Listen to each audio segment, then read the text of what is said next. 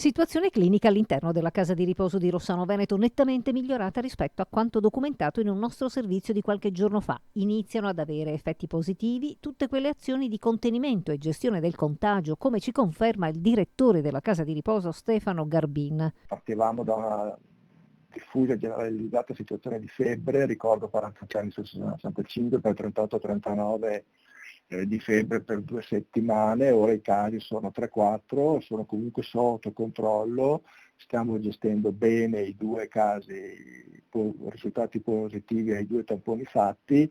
Oltre i 2 positivi, quindi, si aveva una situazione di una quarantina di stati febbrili su 65 ospiti, mentre le famiglie fin dall'inizio sono state informate sulle scelte, come quella vincente di gestire all'interno i casi, anche se non sempre è stato facile rispondere alla mole di telefonate. In 6 ore si è arrivati anche a 280 chiamate. Stamattina visita di controllo da parte del Dipartimento di Prevenzione Igiene dell'ULSS 7.